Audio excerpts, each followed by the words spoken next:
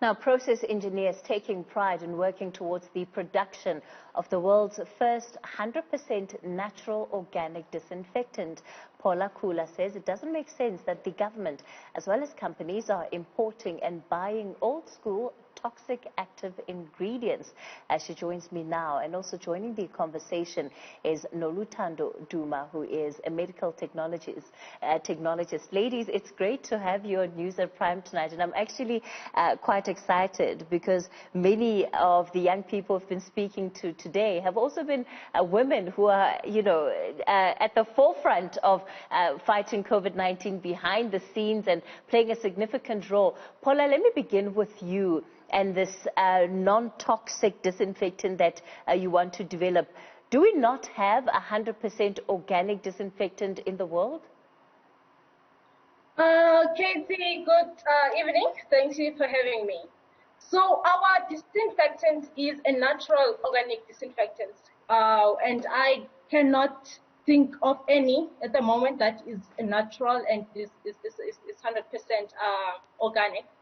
So I would say that we are the ones that have basically produced the natural organic disinfectant, and it aids in infection control and fights against bacteria and inhibit infection.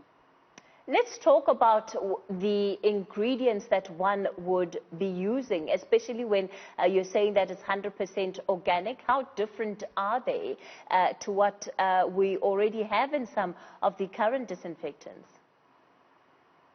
So it's made out of a natural extract, which is basically, 100% natural. So it's different in that it is non-corrosive, it is biodegradable, and it is also very effective at very low concentrations. Now, Noluthando, part of the work that you do, of course, involves being active every single day.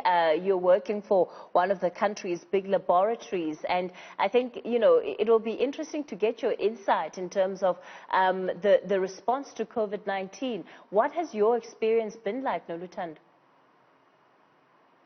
Hi, Cathy. Thank you for having me. It's been a life-changing experience in terms of, because we've been in the lab for a very long time, and having to, be part of this now, it's quite different because, of course, we would come home and listen to the news and read news online, and then go to work and work with the exact same thing that everybody is scared of talking about.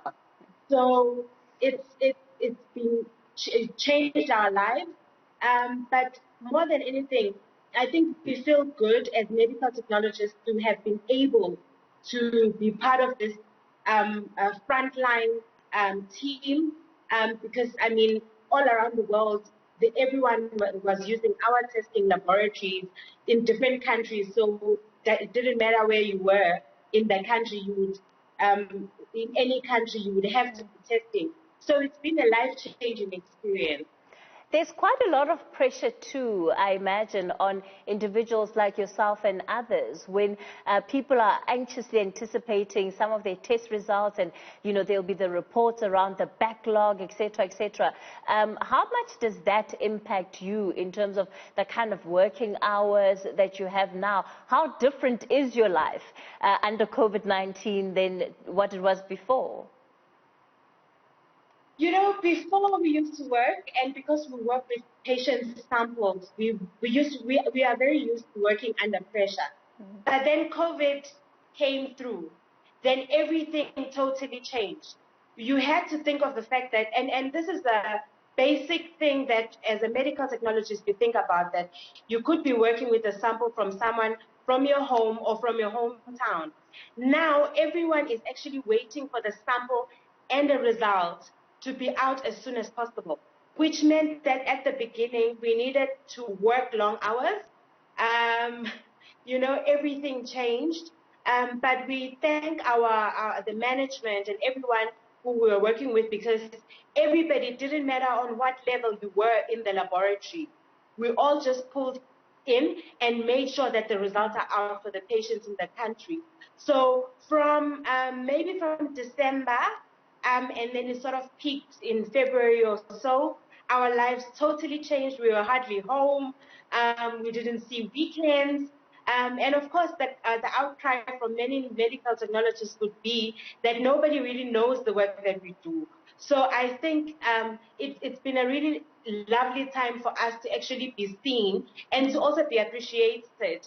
And of course, we didn't at times have to stand in queues in different supermarkets. So that was a bit heartwarming for the first time. That's absolutely great. Paul, I want to bring you back into this conversation. You know, Noluthando is just talking about pressure and how, you know, she's been dealing with some of it. I wonder, what have you been doing, especially as somebody who is somewhat running your own process? How much pressure do you feel that you're under now to fully develop your product, get it out on the market, and ensure that people know about it?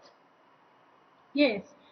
So from a production point of view, honestly, we have been pushing production so that we are able to basically meet the demand. So we also at some points, you know, to be busy with our engineering processes in affecting them. So we are able to you know, to meet the capacity that is able to reach out to the market. Have you found that there is opportunity and space for you in the market? I mean, has it been easy to open those doors of access?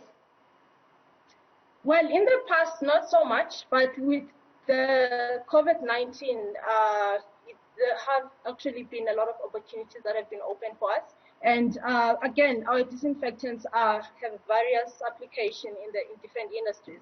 So we have been successful in you know, getting our product to the market, and we get gaining a lot of traction at the moment. All right, tell me more about your product. And is it something that is available to the ordinary public? If it is, where can they get it? So I'm giving you an opportunity to do a bit of promo and marketing work right now. Okay, so our products are mainly, you know, available to commercial clients. Like if you think of your industries, your food processing sector, your agriculture. So we have, if anyone would like to get in contact, can visit our website. We've got all the product information available. It's www.biodex.co. So we can find a lot of various product concentration that are basically used for different industries, for surface disinfection, for effluent treatment, and you know, in agricultural processes as well. All right, fantastic. Paula, let's leave it there with you for tonight. Noluthando, let me perhaps finish the conversation with you. South Africa hasn't yet reached its peak in terms of COVID-19 and the number of cases that we're expecting to see. What are your projections in terms of the next couple of months? How are you anticipating that your life is going to be? I think as long as I don't want to comment on the numbers, because of the work that I do, there are people that are there for that. But I think as long as there is still cases in the country, the life of the medical technologist will remain quite pressurized. We will remain alert at all times, whether on weekends or any time where we have to work.